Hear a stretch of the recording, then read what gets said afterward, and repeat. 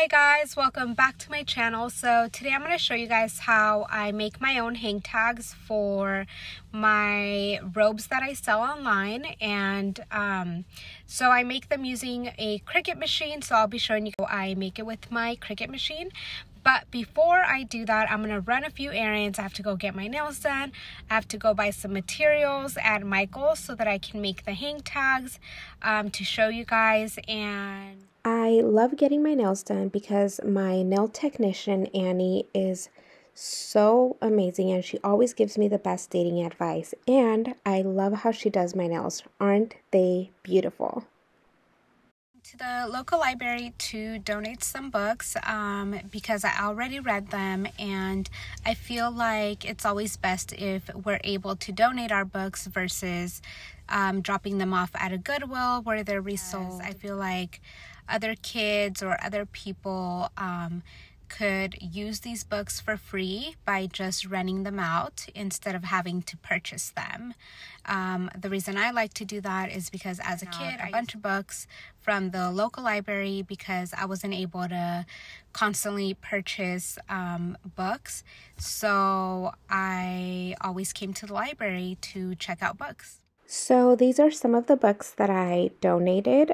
Think and Grow Rich by Napoleon Hill, which is a really good book to read.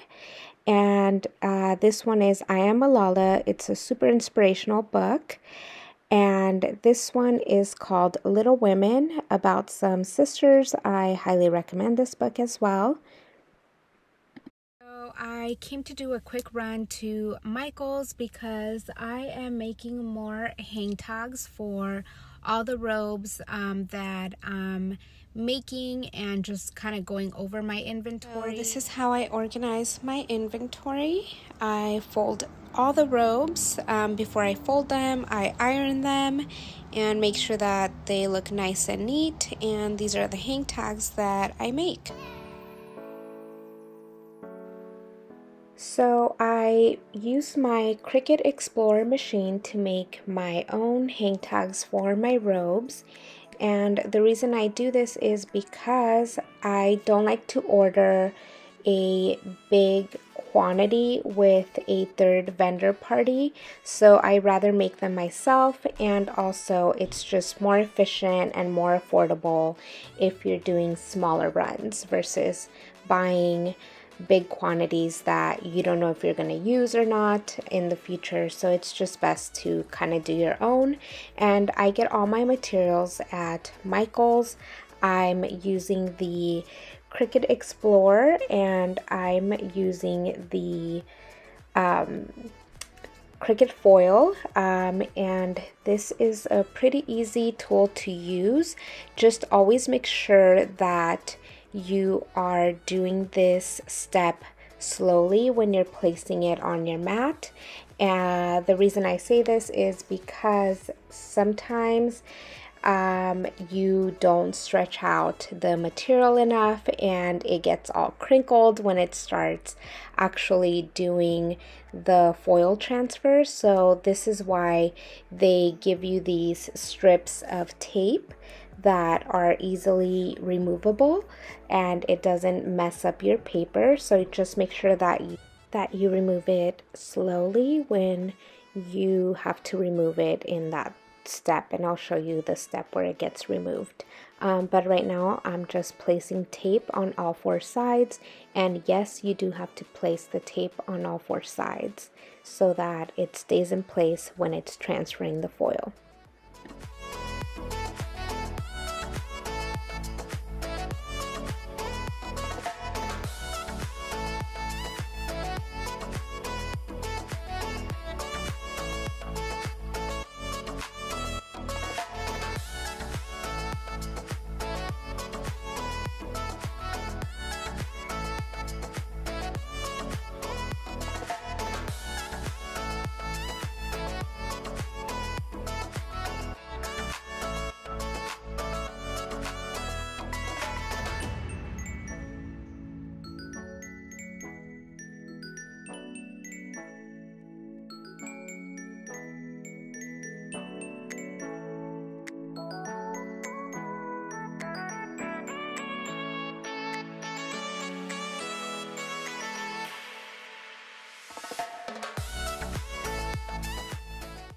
Make sure that you remove your Cricut cutting tool and replace it with your Cricut transfer tool. This will help you transfer all the foil onto your paper to create your project.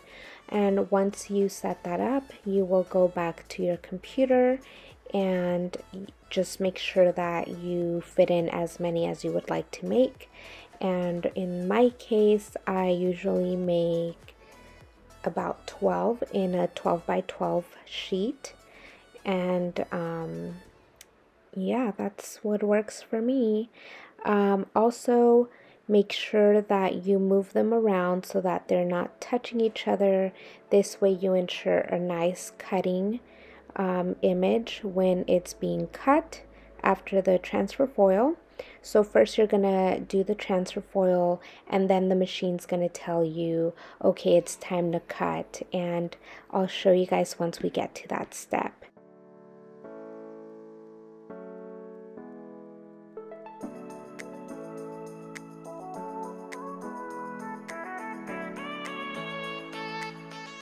Once you hit make, it will ask you which material you are using. In my case, I am using cardstock, so I just go ahead and select cardstock, and then it will ask you for precision. So what I do is I like to click on more.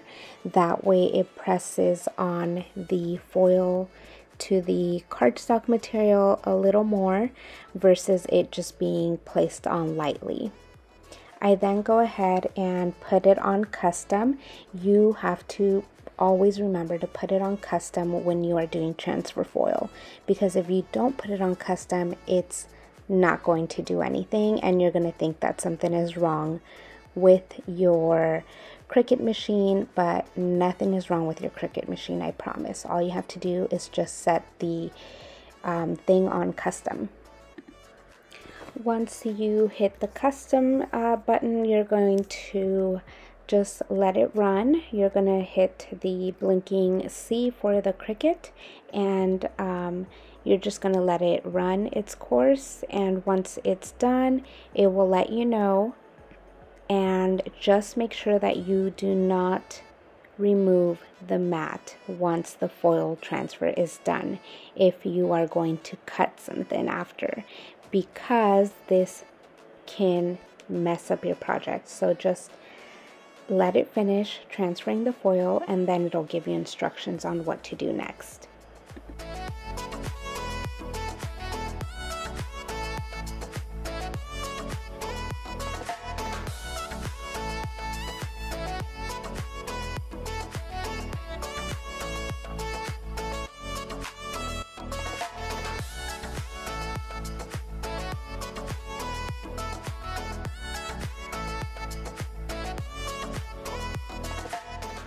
Once it is done transferring your foil, you are going to go back to your screen, and it is going to tell you to remove the foil.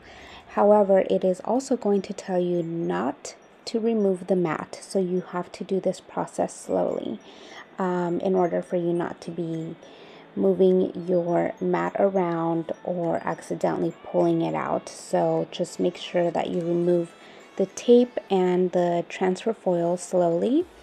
And it can get a little tricky once you get to the top part, just because it's under the little two rollers and sometimes it can get stuck, but you're able to remove it. Just do it slowly, don't rush it, because otherwise you're going to mess up your project. But it's definitely doable, and once it gets completely removed, then you're just going to go ahead and click the C for the Cricut, which is the Cricut button, for it to continue doing the project. But before you do that, make sure that you remove the Cricut foil transfer tool and that you switch it back to your Cricut cutting tool. That way it can cut your project after it's done the Cricut transfer foil. Also, make sure that you switch it back to cardstock before you click on the Cricut button for it to start cutting, because it's going to be on custom, and if you leave it on under custom, it's not going to cut your project properly. So make sure that you put it in the Cricut cardstock or whichever material it is that you are using for cutting. Once your material is done cutting, it will let you remove it, and you can slowly peel off the extra cardstock that you can toss out. And your project's done.